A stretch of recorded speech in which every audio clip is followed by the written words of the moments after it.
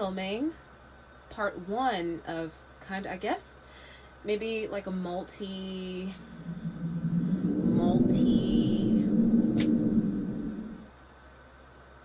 segment series, I guess.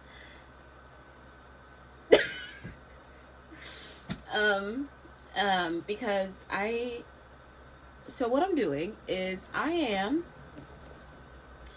going through my classic collection. So for today's video, just so that I don't make it too long and so that I can, because let me preface this by saying I have in total 86 classics in different from different publishers, and I think I have about half of that is made up of what today's video is about, which is my Penguin classics, the Black Spines.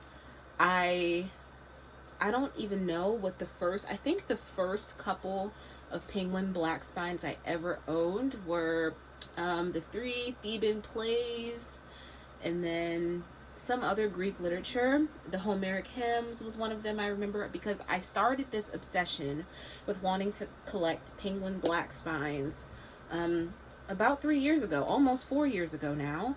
So this is my collection over that span of time. So over the course of about 3.5 years, this is what I've amassed.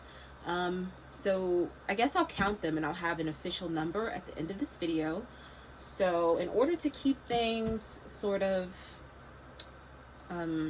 orderly, to have this be in an orderly fashion, I'm going to start out with this stack before me, just outside of frame. This stack right here of classics that, let me see if I can move the camera a little bit. Let me see so you can see. We'll start with these bad boys and the classics, the Penguin Black Spines that I have already read. And there are 1, 2, 3, 4, 5, 6, 7, 8, 9. There are 9 of these. I've read 9 of them in total. And so also, just to say, my classic collection is what I own, everything I own physically. And then also that would involve a lot of the duplicates that I have, because I have, not duplicates, but copies, because there are some classics which I have multiple copies of. For instance, Moby Dick, it's one of my favorite books, so I think I got like 6 copies of Moby Dick. Oh, brother! Yeah. And Anna Karenina, I have 2 copies. War and Peace, I have 2 copies. I had like 4. Oh my goodness, don't even get me started on that. And The Count of Monte Cristo, I have 2 copies. So a lot of my classics I have more than 1 copy of, and so that is also what this collection is made up of, because the goal for me one day is to have a library. And so I guess that means I'm gonna have some duplicate titles, you know what I mean? So let's start. The first one I have on top is Thomas Hardy's Tess of D'Urberville. I don't know what I was about to say, but Tess of Derby. Yes, the rumors are true. I am illiterate. Tess of D'Urberville. This book was so good. I think that every young woman should read it.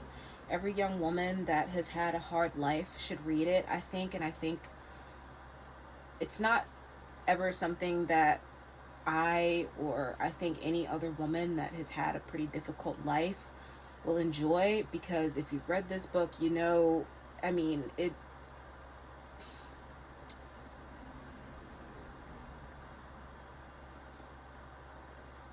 yeah, you know. So I rated this one 4 stars, might have been 4.5, and so that's the first one, Tess of D'Urberville. Goodness gracious. And then next, and these are not all classics that I have read. They're also ones that I've started, because as you can see, I have this one and this one, and I've only gotten about that far. But this one is Ovid's Metamorphosis. Not really a whole lot I can say about this, other than as a Christian, I can really see where influence from the Bible kind of checks in this book. And that's all I'm going to say about that. I guess it was kind of entertaining, but I don't know. It's alright. I'll finish it at some point in my lifetime, I guess. Next, we have Virginia Woolf's The Waves, which I didn't finish this either. I don't know when I'm going to finish this book. You know what? I might actually try to put myself to the test and finish it. It's really not that long, and there's no reason why. It's just... it's so dull, okay? It's very beautiful. The writing is very beautiful. But as I heard one YouTuber say that I can't place right now, she said that beautiful writing is not enough. And you know what? I couldn't agree more. It's not. It's not enough. So I started this one. We'll finish it at some point, and when I do, I'll probably have a review of it up on my channel. And then this is another one I haven't finished. This is I guess you would call it like a Christian philosophy book. It is Fear and Trembling by Søren Kierkegaard. I tabbed some of it, and you might think, well, you tabbed it, so what's going on? You know, you must like it. No, I didn't. No. These are all opposing. I have notes in here and everything. These are all opposing, very adversarial thoughts I have on this work. And the reason why I haven't finished this one is the same reason I haven't finished The Waves. And that's because it's very dull. I found myself wanting to fall asleep every time I tried to pick this book up. And again, it's less than 150 pages. And I couldn't bring myself to finish it. And again, because it's Christian or maybe pseudo-Christian philosophy, it's, and being a Christian myself, I like to think that I like to broaden my reading horizons and read just a bit of everything, whether or not it clashes with my beliefs or not. I think when I read things or expose myself to things that that may oppose my beliefs, I find that in doing that, my beliefs are only made stronger because of all the parallels that I can find in things even when I don't agree with them. So that's Fear and Trembling, Søren Kierkegaard. Don't know if I'm ever going to finish it. Maybe I will. Even if I don't, I'm going to keep this copy because I want the black spine on my shelf. I dropped that. And then next, Light and Love of My Life, Herman Melville's Moby Dick. And if you just look here, like, just look at it, just look at this. Yeah, let's get that. Yeah, let's get that contrast. Look at that. Look at how much. I mean, is it every page? I don't know. I loved this book, and I did finish this. Let me okay, there we go. I loved this book, and I did finish it. I finished it. I read this in about 2 weeks. And as you can see, it's marked all the way up. I have some of my favorite parts of the book marked up. That's what these 3 up top are. And then I've also got a few notes in here of where I wrote things and look, I mean, look at the flop. I mean, I did not break this spine. Look. I mean, it looks like it'll just fly away. Are you not ashamed of yourself? Are you not embarrassed? This is really embarrassing. It's awesome. But, I mean, because who doesn't love a big floppy book? But, I've got my notes in here. I mean, this thing is all marked up. I love this book. This book is so just... This book is baby girl, okay? This book is so baby girl. Okay. This book is also baby girl.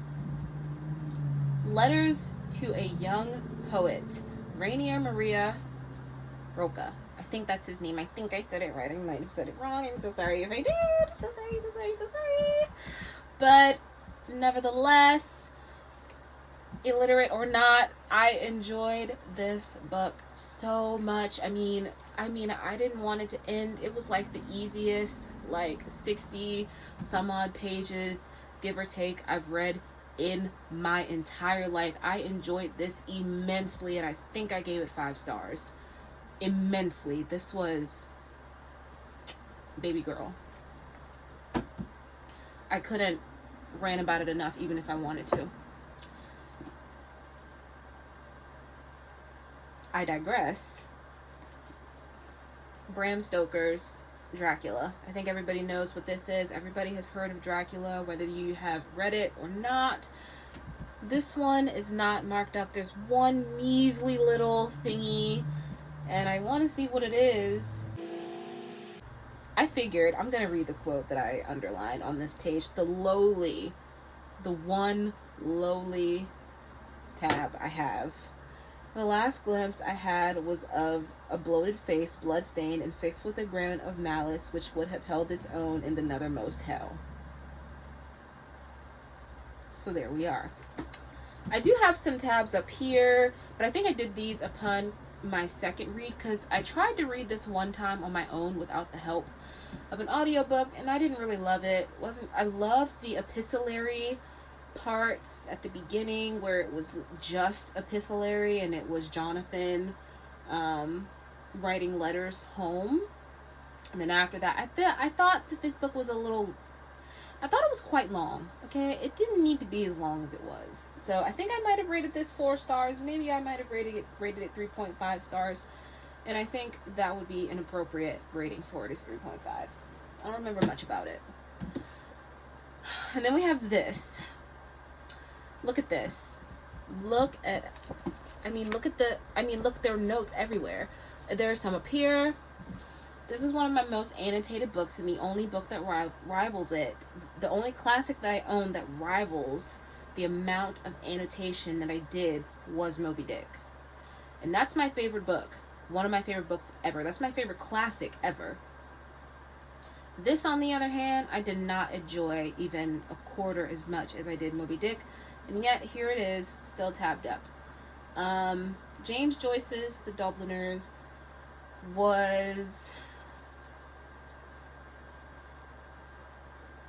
objectively amazing when viewed through the lens of what it is, which is a study on human nature and on one particular facet of human nature, regret.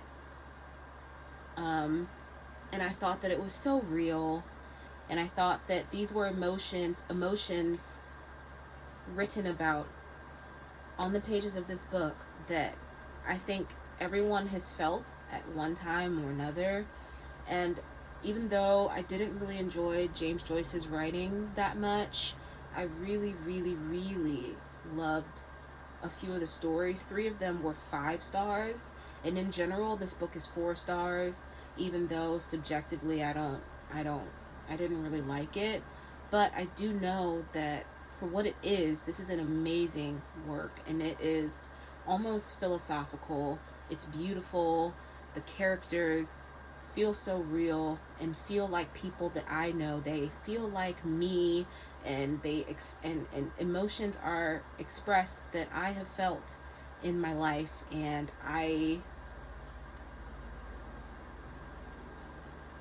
speechless. I don't know what to say, because it's always that phenomenon when you love something and you can't explain it, you just don't have the words. And a layer of complication, a layer of complexity, if you will, is added onto this, because I did love this work, but I didn't. It's like, but The Dubliners, ladies and gentlemen, I liked it. It was real, it was raw, it was honest, and I thought that it was an amazing study on human nature. So, and then the last one, actually not the last one, it's the second to last one. I'll have to get the other one. We have Emily Bronte's Wuthering Heights, and she is pretty marked up too. This one was so good. I have notes in here and everything. Really on my astute girly stuff when I read this, and when I read a few of these classics, as you should be reading classics, as you should be, because there's usually a lot to learn in them. This one I think I rated like 4.5 stars. I enjoyed it. It was very spicy. So that's that. That is that. And then I'm gonna get the last Penguin Black Spine on this list that I have read is John Steinbeck's The Pearl. I just finished this today. Wonderful, wonderful, wonderful. I love John Steinbeck's writing style. It's so simplistic, but it packs a punch because this man knows people. I don't know. Like, he knows how to write people. So good. So simple. Read it in like 3 to 4 hours. Super good, super good. And I think I rated it 4 stars. Okay. So now we're going to have to move on to... Oh, this video is going to be long. Oh. I'm going to be a little bit less talking now because these are classics that I have not read, but I do want to.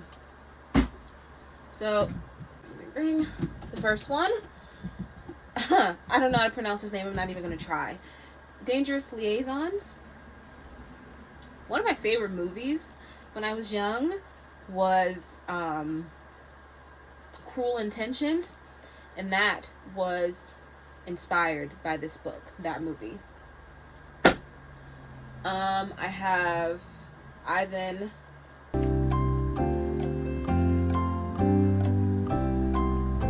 Turgenev. Forgive me. First Loves. I've got Plato's The Symposium, because I want to get into philosophy, but I'm also kind of like, oh, I don't know. And then I have H.P. Lovecraft's The Things on the Doorstep and Other Weird Stories, because I actually really love H.P. Lovecraft's writing. Very atmospheric. And then we have Miss Jane Austen's Mansfield Park, which I have started as well, and I got a little bit in here, and I've got some tabs in here so far. You can't even really see, so sorry. Let me see. Yeah, got some tabs in here, but I don't know when I'm gonna finish it, when I'm gonna actually sit down and get to the meat of it. I have another Virginia Woolf book, A Night and Day, which I plan to read at some point in the near future. Maybe not so near, maybe distant. And then I have Fyodor Dostoevsky's The House of the Dead. Please hold while the computer reboots. Yeah, Dostoevsky's. Fyodor Dostoevsky's The House of the Dead, which I'm so excited to read because I love his writing. More Fyodor Dostoevsky, The Idiot, which I am in the middle of reading, and it's gonna take me a while to finish that one. Let me be honest. It's gonna take some time to finish that one. And then I have Charles Dickens's A Tale of Two Cities. I'm also reading a Charles Dickens novel right now. It's not this one. I'm reading Oliver Twist, which I have digitally on Kindle. And let me just say, has had me spellbound from the very first sentence. So hopefully this is the start of a bright and budding relationship between Mr. Dickens and I. Next book is Lewis Carroll's Alice in Wonderland and Through the Looking Glass, which I want to read at some point. We've got Don Quixote by Cervantes, which I started reading as well. But again, I don't know when I'm going to get back to this. I have so many big books on my list right now. Classics, too. So, and then we have Jane Austen's Northanger Abbey.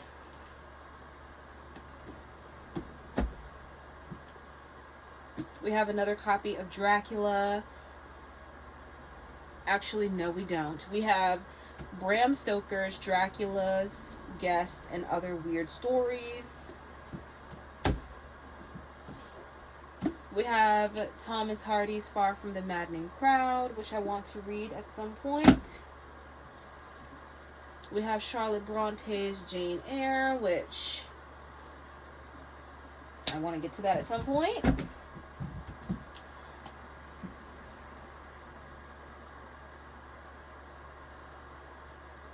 I'm not even going to try to pronounce his name. We have The Birth of Tragedy.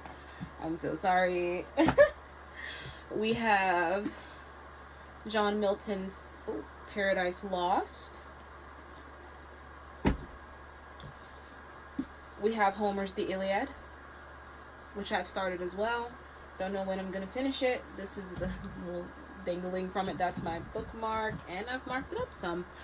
This is one of the ones I've had for a long time. I've had this one for about 4 years now, and have been at the same spot in it for 4 years.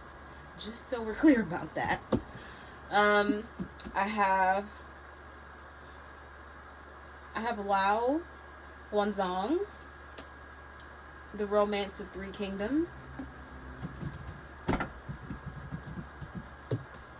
And then I have a poetry collection. I have John Keats' The Complete Poems, which I need to just kind of set this by my bed and start reading them. Reading a poem every night. I think I will, actually, to wind down. So I think I'm going to put that back. I'm going to put that back here next to my bed so that I can do that. And then I have one more big tall pile that I'm going to put up. Ooh. Yeah. Okay. All right. Okay. So, we have Plato's The Republic. There. We have Thomas More's Utopia. We've got Mary Shelley's Frankenstein, the 1818 text. And I have 2 copies of this on the floor. And wait, I have... okay, these are 2 more. And these should have been at the beginning because I've read these already. But I'm so sorry about that. Or maybe I'll do these as honorable mentions, as I should have done. I'll do these as honorable mentions at the end because I've read those already. And we're going through the ones that I haven't read. We have Arthur Miller's The Crucible, which I will probably read. Very soon. We have another Søren Kierkegaard, Sickness Unto Death. We have another John Steinbeck, East of Eden. This is another book that I have one other copy of, but we'll get to that in another video, actually. We have Seneca's Letters from a Stoic. I actually love books that are comprised of letters. We have the Homeric Hymns, which I was speaking about earlier. I think I've started this, but not significantly enough to the point where it's like I remember anything that I read. We have The Best of Richard Madison. Yeah. We have Edith Wharton's Age of Innocence.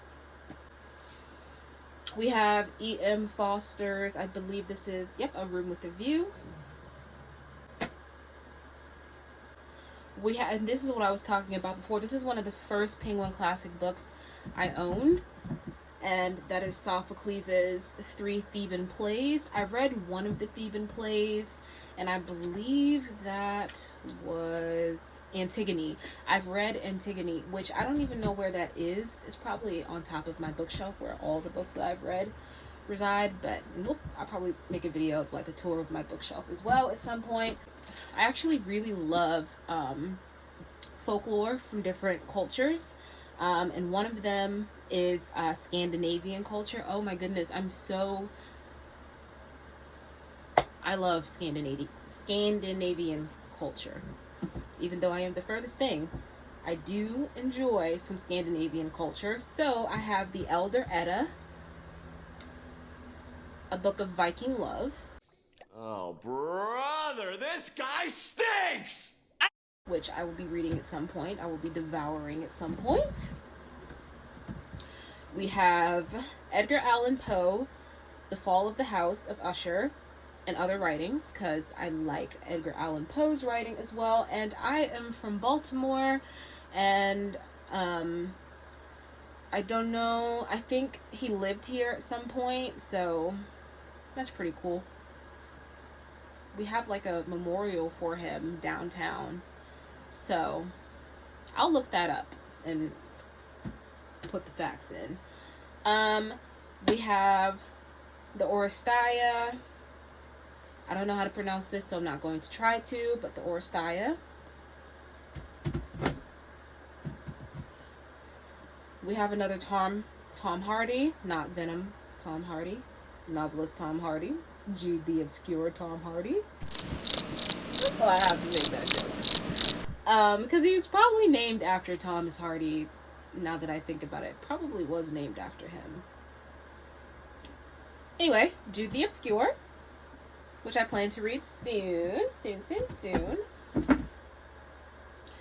And then we have Alex de Tocqueville, Democracy in America. We're getting to all the behemoths here. We have Fyodor Dostoevsky, and we've got the Brothers Karamazov, which I want to read at some point. We have Edmund Spenser's The Fairy Queen. It's like an epic poem. Not an epic poem, but it's a... Well, I mean, it is pretty epic, isn't it? And then, finally, we have Alexander Dumas's... Or Dumas. I think it's Dumas. I think the S is silent. So, we're going to go with Dumas, because I like the way that sounds better. The Count of Monte Cristo, which... I don't know how soon I'm going to be reading this, but I hear so many great things about this book, so I'm going to be reading it soon at some point. And then, so the last two honorable mentions I have read, and in fact, I've read this one this year. I think I read it in March. Yeah, March or April. H.G. Wells's War of the Worlds. So good. I actually enjoyed it so much. It's not marked up at all because I listened to it on audio. But I do have the physical book as well. So good. Amazing. I think I might have rated it like 4.5 stars. 4 or 4.5 stars. It was really good. And then I also have another copy, my oldest copy of Mary Shelley's Frankenstein, which is a beautiful, it's so beautiful. And I fell in love with this book. I think I might have rated this 5 stars. I don't know why I would have rated it anything less than 5 stars. This is just such an amazing work of fiction. Just that if I would have been forced to read it in high school, I probably would have hated it, but I didn't. I actually had to read Dracula in high school, but I didn't read it. I spark noted it for the assignment. It was a summer assignment. And I would have done the same if I was given this text to read. But I think coming into adulthood and just wanting to read for myself, I have gained a respect and a love for reading that you just can't have when you are being forced to read these oftentimes very difficult to decode pieces of literature. Because I do believe that, classics, these people who are writing these books were intelligent, very intelligent people. And, you know, and that translates through the way that they write and how masterfully they have crafted a story. You know, when I think about that, I think about Charles Dickens and the book that I'm reading currently, Oliver Twist, where his sentences look like paragraphs. You're like looking for a period, and there is not one. And you can just tell that these people had a love for writing and a love for literature that maybe a lot of today's writers don't have. You know, because I think that a lot of these people didn't really see fame until after the dawn of, or after the dusk of their lives, I should say. They didn't see fame, recognition in their lives, and so writing wasn't about pumping out the next story just so that it could be, so they could get paid for it, essentially.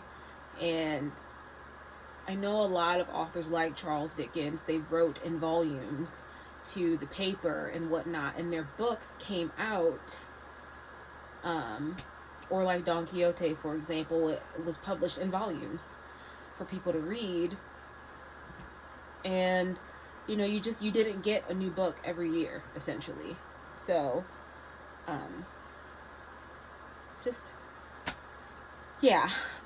reading now as an adult is such a personal experience for me, and such a relaxing and just indulgent thing that I do, which it wouldn't have been that when I was in high school. But that is going to close out today's video.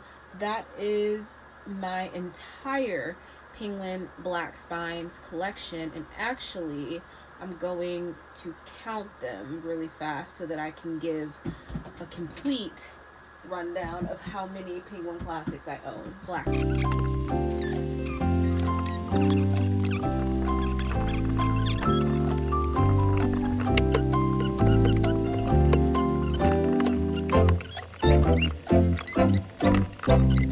$51. Okay, I have them all counted, and in total I have 51 Penguin Black Spines in counting, because I fully plan to have maybe even a whole bookshelf dedicated to these beautiful editions. And so yeah, that's gonna be the end of today's video. That's my collection of Penguin Black Spines. That's only a little